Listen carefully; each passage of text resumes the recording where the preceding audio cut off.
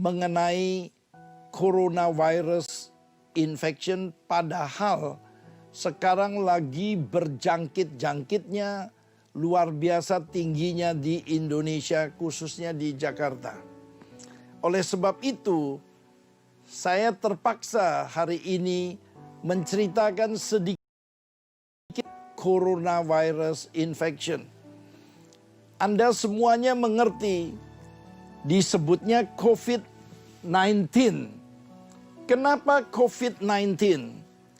COVID-19 dari perkataan coronavirus disease tahun 2019 itu terjadinya. Makanya ini semua disingkat menjadi COVID-19. Jadi saya harap Anda sudah mengerti semuanya kenapa disebutnya COVID-19. Nah, saudara yang dikasihi Tuhan Yesus, kalau kita lihat di dunia mengerikan, sudah hampir 26 juta penduduk dunia yang kena COVID virus. Dan saudara tahu nomor satu Amerika sendiri yang kena 6 juta lebih.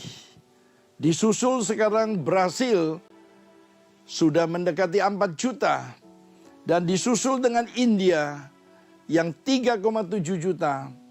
Dan selanjutnya. Nah, saudara yang dikasihi Tuhan Yesus,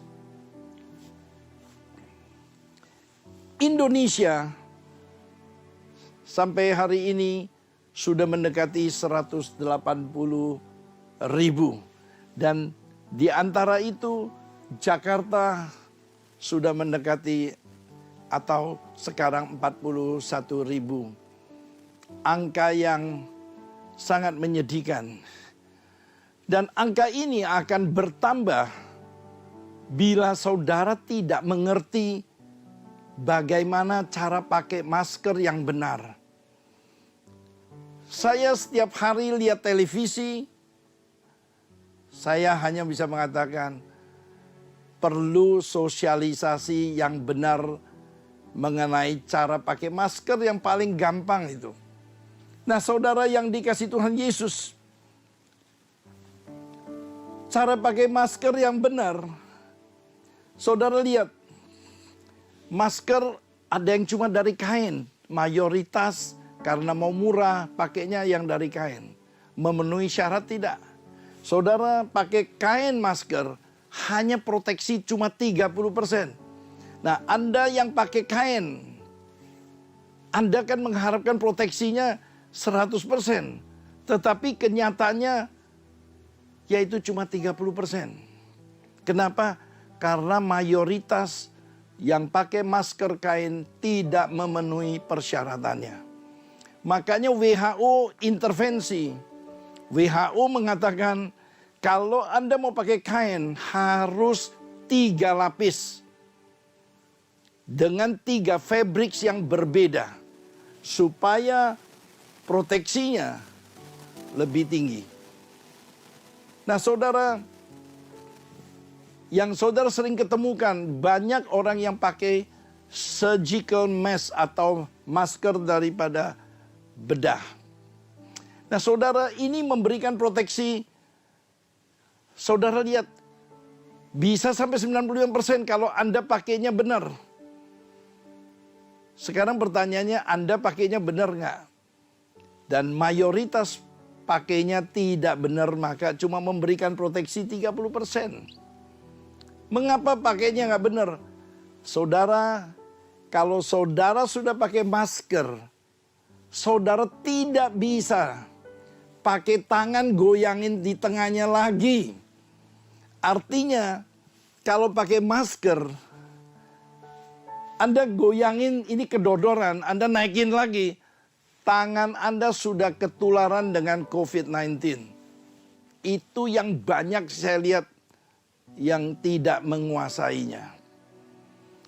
Nah, saudara yang dikasihi Tuhan Yesus, ini masker bedah, ini juga 3 lapis. Kalau Anda lihat, itu terdiri dari 3 lapis. Makanya proteksinya kalau dipakainya benar sampai 95%. Sayangnya banyak yang pakainya salah, yaitu saudara mesti tahu, pakai masker buat apa? Pakai masker supaya droplet cairan yang keluar dari pembicaraan kita tidak menular kepada orang. Makanya kita pakai masker. Nah, saudara kalau bangkis dari hidung, itu menular ke orang lain juga. Makanya saudara kalau pakai masker harus menutupi mulut dan hidung. Sayangnya banyak yang saya lihat hidungnya lubangnya masih kontaminasi. Oleh sebab itu hari ini mudah-mudahan informasi ini berguna buat kalian. Kalau pakai masker yang benar-benar, maka proteksinya 95%. Nah, saudara, yang tepat yaitu pakai masker N95. Cuma masker N95 ini repotnya besi yang di sini sakit sekali dan pengep sekali. Ini memberi proteksi di atas 95%. Nah, saudara sudah kenal masker ini. Izinkan saya memberikan sebuah kesaksian mengenai asisten saya, seorang dokter, salah satu kepala daripada ICU. Dia pakai maskernya double. Ini dia pakai masker satu, lalu dia pakai ini lagi, double. Jadi boleh dibilang 100%.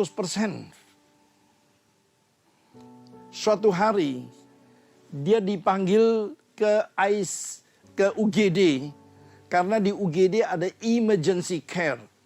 Oksigennya mendadakan drop, jadi dibutuhkan seorang dokter dari ICU untuk memasang ventilator. Nah, saudara, waktu masang ventilator, Anda tahu jarak Anda dengan orang itu mungkin cuma berapa puluh meter aja. Nah, setelah dipasang ventilator, keesokan harinya, yang bersangkutan dokter ini, yaitu meriang, lalu disertai dengan batuk. Dan sekarang lagi musimnya COVID, maka diperiksalah COVID dan ternyata positif. Yang bersangkutan karena ada fever terpaksa di delivery ke rumah sakit yang sesuai. Nah, saudara, besokannya, setelah dia masuk rumah sakit, besokannya suami dan anaknya meriang. Dan diperiksa ternyata COVID-nya juga positif. Nah, saudara, maka berlakulah ayat ini. Padahal dia sudah 2 kali aman sebetulnya. Tapi dia kena. Makanya saudara, Mazmur 127 ayat 1 berkata, jikalau bukan Tuhan yang membangun rumah, sia-sialah orang yang membangunnya. Jikalau bukan Tuhan yang mengawal kota, sia-sialah pengawal berjaga-jaga. Artinya, kita harus libatkan Tuhan di dalam segala aspek. Anda boleh betul-betul menjaga keselamatan Anda dengan proteksi 2. Tetapi nyatanya asisten ini kena penyakit COVID-19. Nah, saudara yang dikasihi Tuhan Yesus,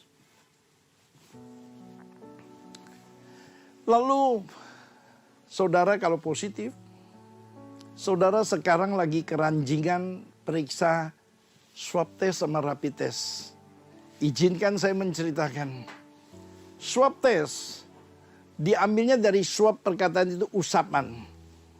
Itu bisa diambil dari hidung atau tenggorokan. Ujungnya adalah di belakang hidung target kita, yaitu yang disebut nasofaringeal. Nah, saudara, setelah diambil melalui alat ini, tempat ini, diambil, makanya lalu usapan itu ditaruh di satu, yaitu agar-agar. Nah, agar itu biar bakteria COVID-nya itu tumbuh. Dan itu membutuhkan waktu 1-3 hari. Tes ini adalah tes kumannya. Tes kumannya yaitu antigennya. Nah, supaya agar-agar itu tumbuh, itu membutuhkan waktu 1-3 hari. Akurasinya sangat akurat sekali, 98%. Tetapi handicapnya yaitu 1-3 hari. Lalu ada sebuah tes yang namanya rapid test. Rapid test itu dibagi dua. Satu rapid test dari darah, dari tangan. Satu dari pembuluh darah sini. Itu namanya rapid test yang serologi. Nah, rapid test ujungnya darah, tetapi apa yang diperiksa rapid test itu adalah antibodinya. Jadi lain dengan ini kumannya langsung. Ini antibodinya yang dites. Nah, antibodinya itu ada 2 macam. Antibodi yang awal mula-mula timbul membutuhkan waktu 7-10 hari. Yaitu IgM. Kemudian disusul sampai setengah tahun, yaitu IgG. Nah, saudara yang dikasih Tuhan Yesus, ini cepat 10-15 menit selesai. Akurasinya 70% cuman. Bisa dinaikkan sampai 98% kalau Anda lakukannya di sini. Tes serologi. Cuman 2 tes ini handicapnya, ini adalah tes antibody.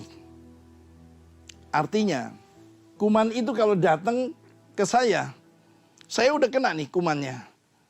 Tapi membutuhkan waktu sampai antibodinya timbul. Yaitu biasanya 7-10 hari. Jadi ini kuman sudah masuk ke saya. Tapi kalau saya diperiksa rapid test masih negatif. Kenapa negatif? Karena antibodinya belum tumbuh. Jeleknya di situ. Makanya kalau Anda rapid test, seminggu lagi 10 hari harus dites ulang. Baru tepat. Jadi misalnya Anda periksa saya sudah kena. Anda periksa kepagian, nggak bakalan positif. Nah, sekarang Anda sudah mengerti ini. Nah, saudara, ini tes rapid test. Anda lihat C itu adalah control group. Keluar IgG atau IgM. Nah, saudara lihat yang di sini ini positif.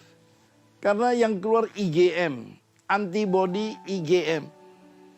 Nah, pokoknya kalau 2 garis itu menunjukkan bahwa dia positif. Kalau 1 garis itu kontrol, itu mau mengetahui alat ini benar atau tidak.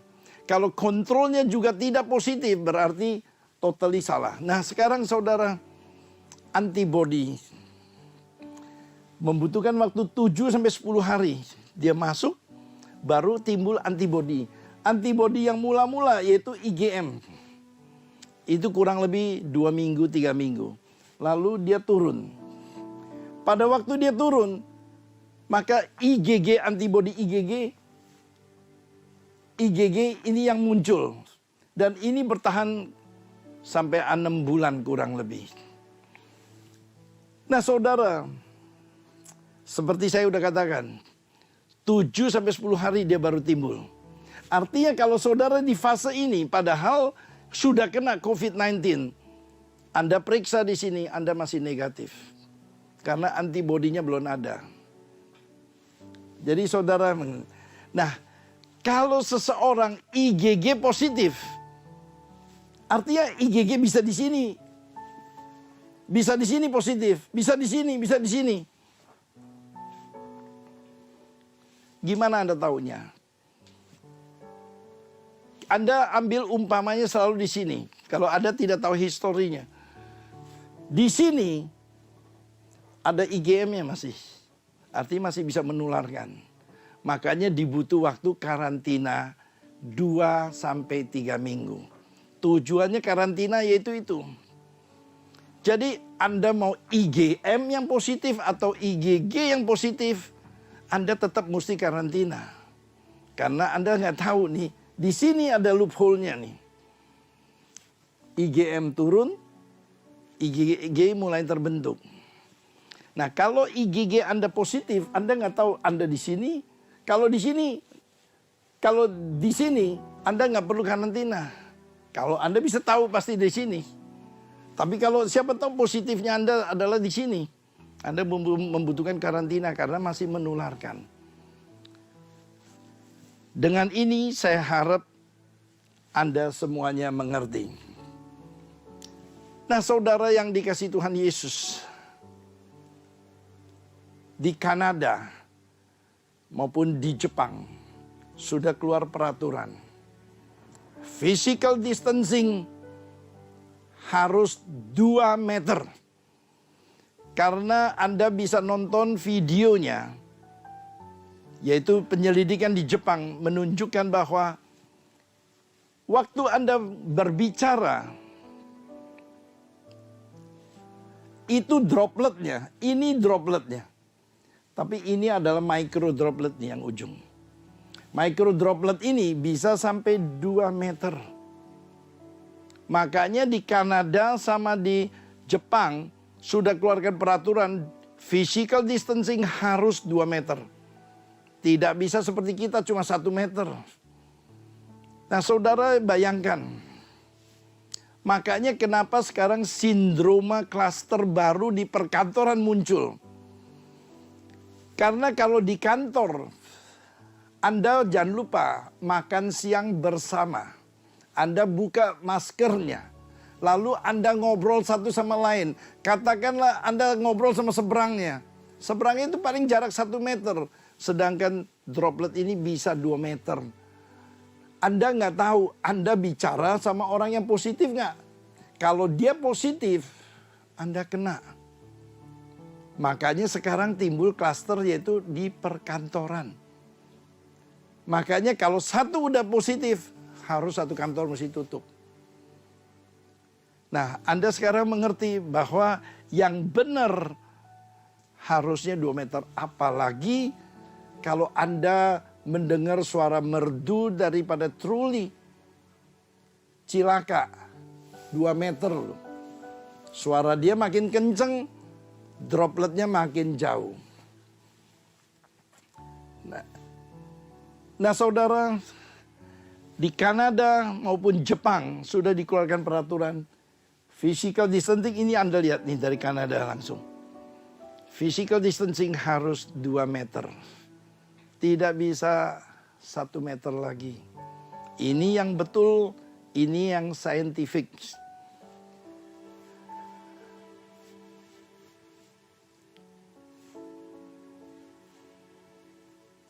Nah, saudara yang dikasihi Tuhan Yesus, tema ini yang saya mau singgung. Penduduk Indonesia seperti Anda ketahui 260 sampai 265 juta. Sekarang Anda baru bisa masuk klasifikasi itu daerah hijau, itu daerah orange, itu daerah merah atau daerah hitam. Tergantung. WHO membuat sebuah definisi, jumlah penduduk dibagi 1000 itu spesimen yang harus diperiksa per minggu. Jadi kalau Indonesia ada 260 juta, maka berdasarkan perhitungan mereka, setiap minggu harus diperiksa 267.700. Tiap minggu harus diperiksanya. Sekarang Anda mau tahu Indonesia berapa banyak? Anda lihat. Ini 267.700, ini WHO yang minta nih. Kita baru segini nih. Jadi kurang lebih 46% baru diperiksa. Nah, saudara yang dikasihi Tuhan Yesus. Jadi jangan kaget, Jakarta waktu masih dulu seolah-olah hijau padahal sudah merahnya berantakan banget. Cuman karena tidak ada dana untuk diperiksa. Karena jumlah yang diperiksa dikit. maka seolah-olah hijau terus. Maka Anda kalau pergi ke kota yang diperiksanya nggak diperiksa, ya hijau terus. Hari ini mengertilah. Anda baru bisa dikatakan kalau minimum penduduk dibagi 1000, itu spesimen yang diwajibkan oleh WHO tiap minggu harus dikerjakan. Jadi Anda sekarang mengerti. Nah saudara yang dikasih Tuhan Yesus, jadi kita itu masih jauh. Saya ambil contoh, Jakarta katakan 11 juta penduduk. Maka 11 juta dibagi 1000, ada 11.000 spesimen yang harus diperiksa setiap minggunya. Nah Anda bayangkan, saya masih ingat awalnya Jakarta baru 600 yang diperiksa. Makanya seolah-olah hijau semua. Sekarang udah diperiksa merah kebakaran kita punya Jakarta. Kenapa? Yaitu ke satu ini. Kenapa? Satu, yaitu yang menghindar, yaitu maskernya pakainya kebanyakan salah masih. Udah pakai salah, sebagian nggak pakai lagi. Karena lack of information. Nah saudara yang dikasih Tuhan Yesus, dari sini kalau ini sudah lakukan, maka baru bisa bikin zoning. Jumlah yang diperiksa memenuhi syarat nggak? Baru bisa bikin zoning. Jadi Jakarta masih akan tetap hijau kalau yang diperiksa ternyata sedikit. Sekarang sudah 12.000 Jakarta diperiksanya, baru keluar sekarang merah mau ke hitam. Nah saudara yang dikasih Tuhan Yesus, tempat saudara tinggal, katakanlah Banjarmasin, jumlahnya memenuhi syarat nggak? Kalau jumlahnya nggak memenuhi syarat, as if hijau terus, seolah-olah normal. Nah saudara yang dikasih Tuhan Yesus, sekarang problemnya tinggal vaksin. Kapan vaksin selesainya? Apakah saudara tahu? Virus itu sekarang banyak yang sedang mutasi. Berubah bentuk. Dulu yang kita siapkan vaksin adalah vaksin buat model gini. Sekarang dia udah berubah bentuk. Apakah vaksinnya masih berlaku? Jawabannya tidak berlaku lagi. Kalau vaksinnya itu virusnya itu sudah mutasi. Dan Anda lihat, di Malaysia, di Filipina, dan di Indonesia sendiri, sudah diketemukan virusnya itu mutasi. Berubah bentuk. Nah saudara yang dikasih Tuhan, saya ada satu slide yang menunjukkan bahwa kalau sudah berubah bentuk mutasi, maka vaksinasi nggak bisa lagi. Nah saudara, lihat, di Indonesia juga terjadi mutasi, yaitu yang G-type, yang tipe G. Nah kalau udah mutasi, sekarang kita adu cepat. Vaksin yang jadi duluan atau mutasi yang lebih banyak. Kalau mutasi lebih banyak, maka vaksinnya nggak ada gunanya lagi, susah. Nah saudara yang dikasihi Tuhan Yesus, lalu G-type ini, yang mutasi ini, mempunyai keanehan, yaitu perkataan happy hypoxia. Hypoxia arti kekurangan oksigen. Kok bisa bilang happy? Biasanya kadar orang itu 95-100%. Kalau di bawah 95%, 80%, ventilator sudah mesti dipasang, yaitu alat mesin buatan. Oksigennya supaya cukup. Takut oksigennya terlalu lama mengganggu otaknya. Nah pada kasus happy hypoxia, dia di bawah ini, dia nggak merasa apa-apa, masih happy-happy. Jadi Anda ketemuin teman-teman Anda, mungkin dia happy hypoxia. Oksigen dia mungkin cuma 70%. Tetapi dia masih happy-happy. dia masih bergaul, dia masih naik sepeda. Mereka baru mendadak, Anda lihat apa? Mati. Kenapa? Karena oksigennya turun sampai 40%, di bawah 60%. Makanya dikatakan happy karena masih happy-happy. Jam lalu masih happy-happy. Makanya Anda jangan kaget. Jam lalu masih happy-happy, toto mati. Saudara, Banyumas baru-baru ini diketemukan 3 kasus. Yaitu kasus happy hypoxia. Jadi anehnya COVID-19 ini, mestinya kalau di bawah 90%, mestinya orang berasa. Tapi dia nggak berasa apa-apa. Makanya dikatakan happy hypoxia. Jadi dengar baik-baik. Anda masuk nggak happy hypoxia. Anda nggak bisa tahu kalau Anda tidak diperiksa. Anda harus periksa baru ketahuan. Makanya jangan kaget. Sekarang masih ketawa. Besok tahu-tahu udah mati. Itu ciri khasnya happy hypoxia. Saya berdoa. Mazmur 91 mengatakan, kalau hatinya Anda melekat kepada Tuhan, maka Tuhan akan mengirimkan malaikat buat menjagai, meluputi, membentengi Anda.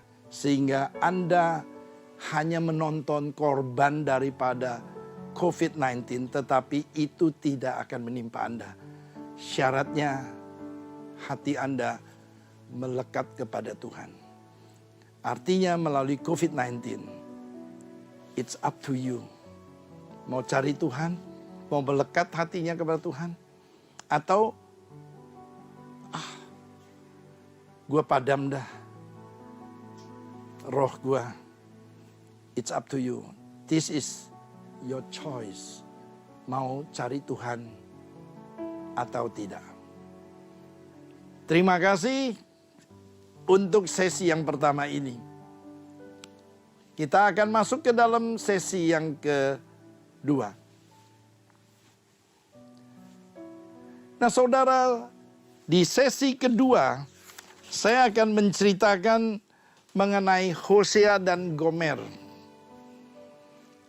Nah, saudara, sebelumnya saudara bisa mengerti mengenai Hosea dan Gomer, izinkan saya menceritakan ini dahulu. Saudara, Israel terdiri dari 12 suku. 12 suku ini susah bersatunya. Dia baru bisa bersatu setelah Daud pegang. Daud, Anda nggak usah dengar past historinya sangat jelek. Tetapi once dia bertobat sungguh-sungguh. Dan dia taat melakukan firman Tuhan. Sehingga dia mempunyai kapasitas menguasai 12 suku, membentuk negara kesatuan. Nah, saudara yang dikasih Tuhan Yesus, kenapa? Karena Daud yaitu cinta sama Tuhan. Saudara, dia mendidik Salomo, anaknya. Dia mendidik Salomo. Salomo awalnya hebat sekali. Cinta sama Tuhan, semua perintah Tuhan dia lakukan. Tetapi Tuhan sudah bilang, kamu jangan sekali-kali kawini orang Kanaan. Karena mereka suku Edom, suku Moab, itu semua menyembah berhala. Kalau kamu nanti ikut-ikutan menyembah berhala. Tapi Anda mengetahui, Salomo bahkan mempunyai 1000 istri. 700 istri dan 300 gondek, 1000 perempuan loh. Nah, saudara, dia akhirnya ikut menyembah berhala. Dan itu suatu kekejian. Tuhan ngomong sama Salomo, Salomo, karena papamu cinta sama Tuhan, aku gak menghukum kamu. Dengar baik-baik. Kalau Anda betul-betul cinta sama Tuhan, satu keturunanmu akan diselamatkan oleh Tuhan. Tetapi keturunan selanjutnya akan dihukum oleh Tuhan. Saudara, Salomo punya anak namanya Rehabeam. Dia udah ngomong, Tuhan udah ngomong sama Salomo, karena kamu melanggar firman Tuhan, karena kamu menikahi, kamu menyembah berhala, karena kamu mengenal 1000 wanita itu, kamu menyembah berhala, maka 12 suku itu akan saya pecahkan. 2 suku, Yehuda dan Benyamin ini, dengan kerajaan Yehuda dan ibu kota Yerusalem. 10 suku lain dipimpin oleh Yerobeam dengan kerajaan Israel, yaitu utara, dengan ibu kota Samaria. Nah, saudara sudah mengerti ini dulu. Nah, Hosea di mana? Ini Hosea.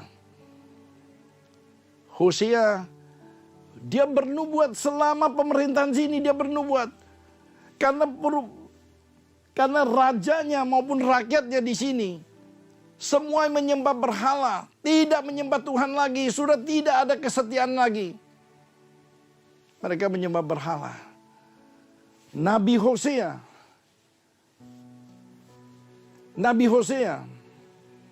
dia bernubuat selama 30 tahun agar bangsa Israel bertobat, kembali kepada jalan-jalan, tidak lakukan lagi jalan-jalan jahat. Artinya menyembah benar-benar Tuhan. Nah, saudara lihat, dia lagi begitu putus asanya. Sekonyong-konyong Tuhan ngomong sama Hosea. Saudara bisa baca di Hosea 1 ayat 2-4. Ketika Tuhan mulai berbicara dengan perantaran Hosea, berfirmanlah ia Tuhan kepada Hosea.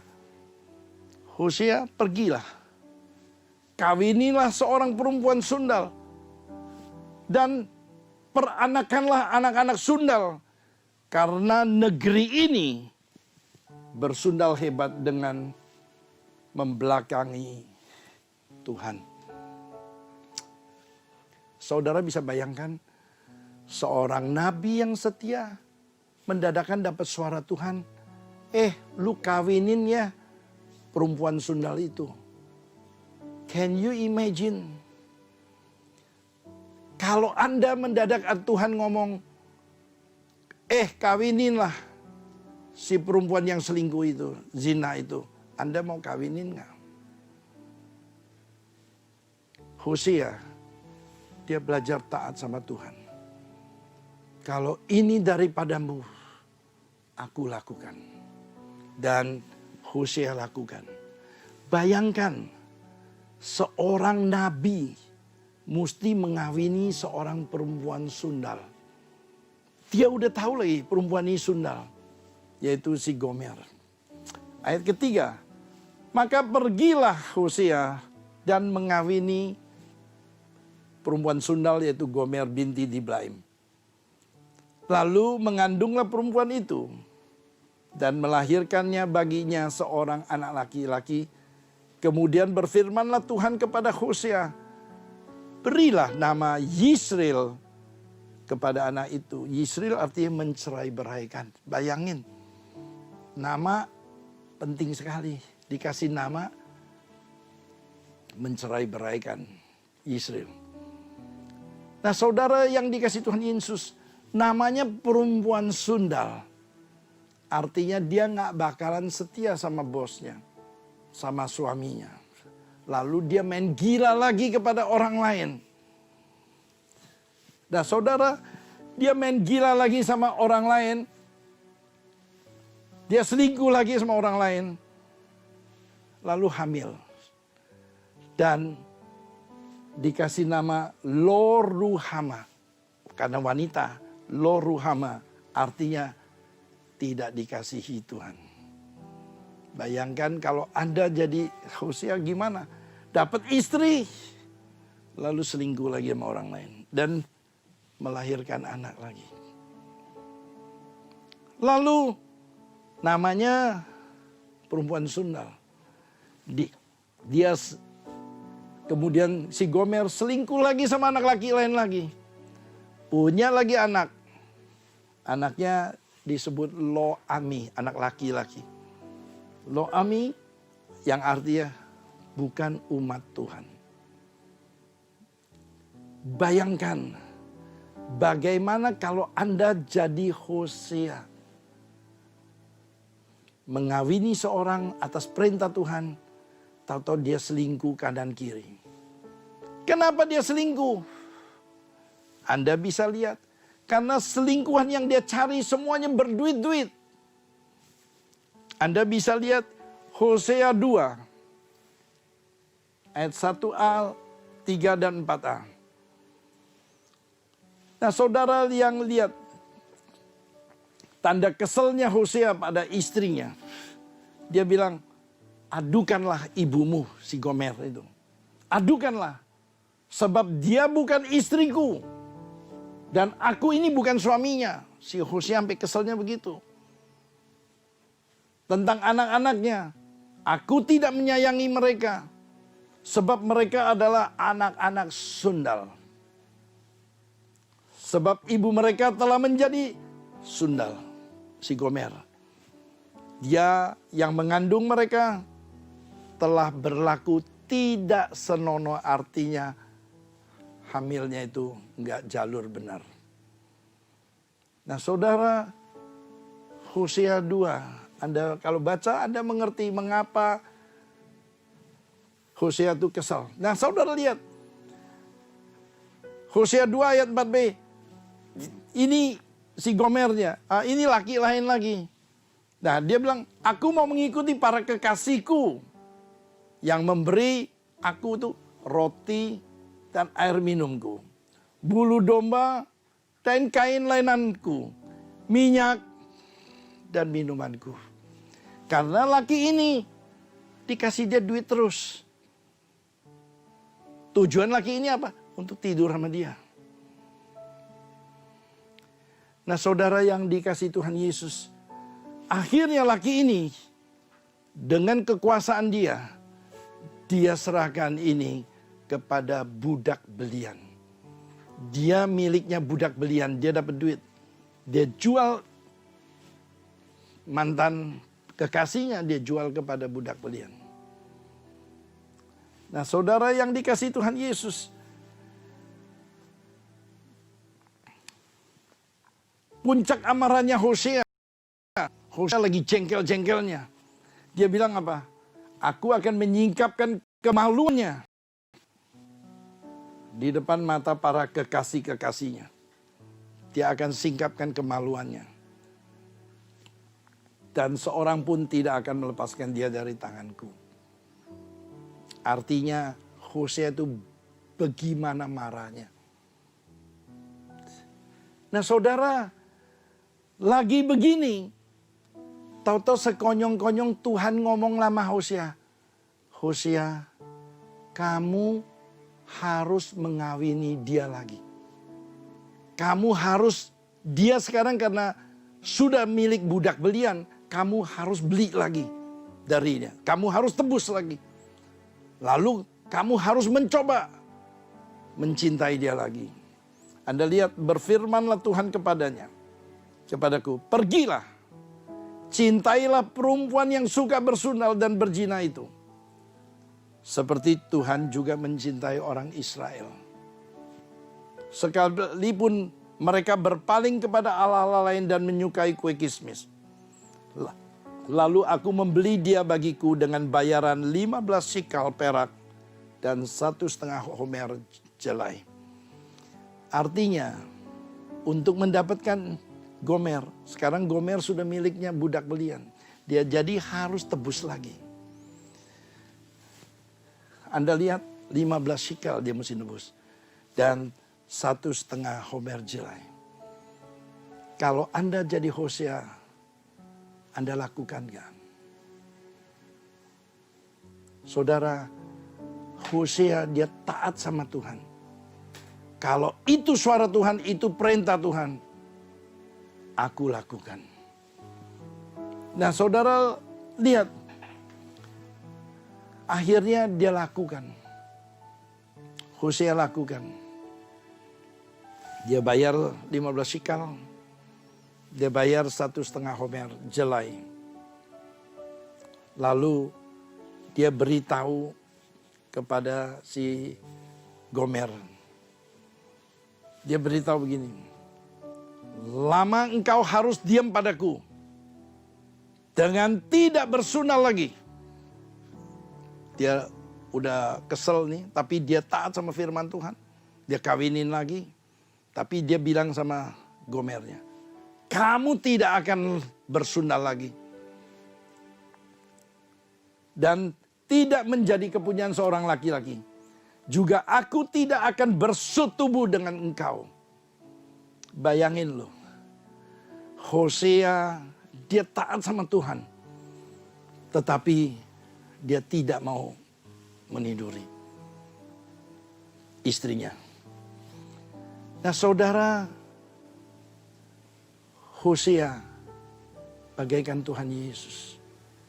Gomer ya kita-kita ini. Berapa sering ketika Tuhan setia, Anda tidak setia.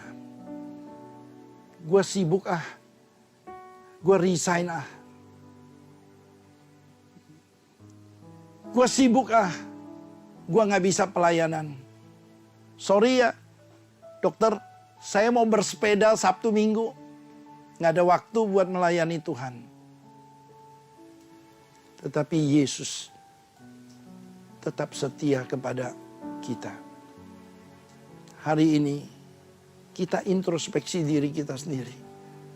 Apakah kita fair kepada Hosea, dalam hal ini kepada Tuhan Yesus? Saudara, memang betul melayani Tuhan, apalagi kalau Anda berduit, nggak ada waktu. Hari ini, marilah kita introspeksi diri kita sendiri. Apakah kita termasuk Gomer-Gomer di akhir zaman? Hari ini, Hosea kenapa taat? Kenapa perintah Tuhan selalu dia ikut? Dia lakukan. Hanya satu tujuan. Dia bernubuat selama 30 tahun supaya bangsa Israel bertobat. Dan akhirnya gara-gara ketaatan kesetiaannya, Anda lihat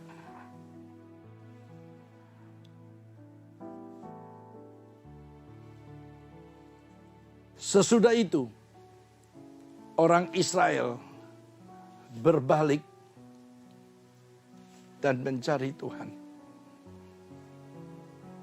Bagaimana dengan kita? Apakah kita berbalik mencari Tuhan? Atau kita tetap ngedablek? Tidak ada waktu melayani Tuhan. Itu senjata paling empuk. Resign untuk egoisme. Hari ini saya mengetuk hati Anda. Mari melayani Tuhan seperti Hosea. Walaupun seorang perempuan sundal, dia harus menikahi. Bahkan setelah dia berselingkuh sama orang lain, bahkan dia harus mengeluarkan uang untuk menebusnya dan berusaha mencintai lagi. Itulah Tuhan kita. Dia berusaha mencintai Anda semuanya. Sekarang bagaimana reaksi kita? Apakah kita semau gue? Masa bodoh. Yang penting Tuhan udah menyelamatkan gue.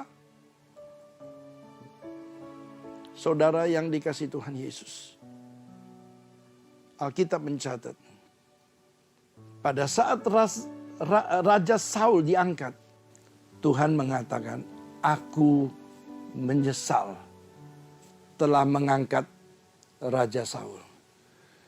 Hari ini, janganlah Tuhan sekali-kali mengatakan, aku menyesal. Aku menyelamatkan engkau. Engkau tidak berguna buatku. Hindari itu, my friend. Kita tundukkan kepala kita. Bapak, ampunilah kami, Bapak. Bila kami kedapatan seperti Gomer-Gomer di akhir zaman. Kami kurang peka, Tuhan. Hari ini kami berjanji, kami akan kembali dari jalan-jalan yang jahat. Tetap setia melayani Engkau. Tetap setia melakukan firman-Mu. Agar Engkau tidak sekali mengatakan, Engkau menyesal sudah menyelamatkan jiwaku. Terima kasih Bapa. Terima kasih Roh Kudus. Biarlah melalui firman ini, kami sekali lagi ditegur untuk tetap setia melayani Engkau. Karena Engkau yang menyelamatkan kami. Bukan dengan harga, tetapi dengan darah-Mu Engkau menyelamatkan kami. Terima kasih Tuhan Yesus. Terima kasih Roh Kudus.